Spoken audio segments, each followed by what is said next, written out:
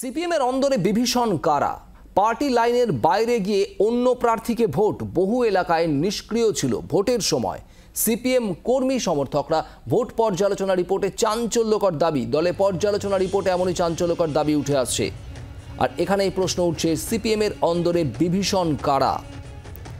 Party লাইনের বাইরে গিয়ে অন্য প্রার্থীকে ভোট দিয়েছেন অনেকেই, বহু এলাকায় নিষ্ক্রিয় ছিলেন সিপিএম কর্মীরা, এমনটা উঠে আসছে এই পর্যালোচনা রিপোর্টে।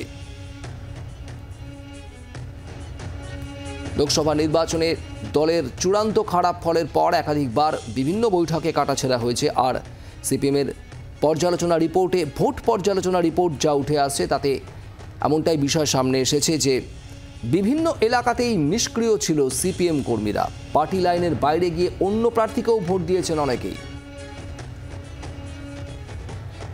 আর এই প্রসঙ্গে শাসক দল তৃণমূল কংগ্রেসের কি বক্তব্য, তৃণমূল নেতা অরূপ চক্রবর্তী কি বলছেন শোনাবো।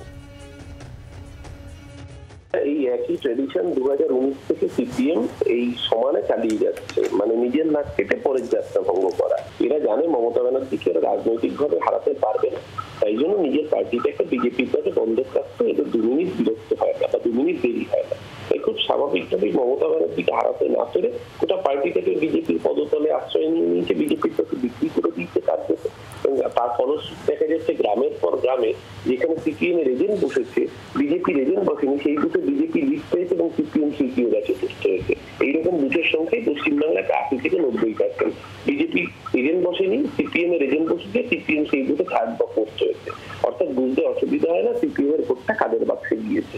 এই করে মমতা ব্যানার্জিকে হারানো যাবে না। বাংলার মানুষ তার পরীক্ষিত রাজনৈতিক শক্তি হিসেবে মমতা বন্দ্যোপাধ্যায়ের সাথে ছিল, আছে, থাকবে। সিপিএমের দলীয় পর্যালোচনা রিপোর্ট এবং ভোট পর্যালোচনা রিপোর্টে উঠে আসছে চাঞ্চল্যকর তথ্য, যেখানে বলা হচ্ছে বহু এলাকায় নিষ্ক্রিয় ছিল সিপিএম কর্মীরা। পার্টি লাইনের বাইরে গিয়ে অন্য প্রার্থীকে ভোটও দিয়েছেন অনেকেই। আর এখানে এই প্রশ্ন উঠছে, সিপিএম এর অন্দরে বিভীষণ কারা? বিজেপির বক্তব্য আপনাদের শোনাবো। বিজেপি নেতা সজল ঘোষ কি বলছেন এ বিষয়ে। সিপিএম যে আজও বাস্তবতার থেকে অনেকটা দূরে সিপিএম নেতৃত্ব, সেটা গ্রাউন্ড লেভেলের কর্মীরা বুঝেছেন। ওদের ওই যারা পলিট ব্যুরোর যত ব্যুরো আছে তাদের সেটা বোঝার মতন জ্ঞান ছিল না। আমি বলছি, আমি একটা বিধানসভায় প্রার্থী হয়েছিলাম এই লোকসভা নির্বাচনে, একটা উপনির্বাচনে। সেখানে আমি হেরেছি কারণ সিপিএম ভোট কেটেছে। তৃণমূলের হাতকে শক্ত করতে সমস্ত নিচু স্তরের সিপিএম কর্মী রাজি ছিলেন না, তাই তারা অন্য দলকে, আমি বলছি স্পেসিফিক জিজ্ঞাসা করুন কোন দলকে, একটাই দলকে ভোট দিয়ে, তারা বিজেপিকে ভোট দিয়েছে। হয় তারা বিজেপিকে ভোট দিয়েছে, নয় তারা সাইলেন্ট থেকেছে। কারণ তারা বাস্তবতাটা বোঝে, জমির কথাটা বোঝে। ওদের ব্রিগেড আজকে ডাকুন, যত লাখ লোক হবে তাদেরকে ওখানে গোপন ব্যালটে ভোট করতে বলুন, দেখবেন ভোট পাবে না। কারণ বাস্তবতা থেকে সিপিএম অনেক দূরে। বাংলার আওয়াজ, বাঙালির আবেগ, জি 24 ঘন্টা।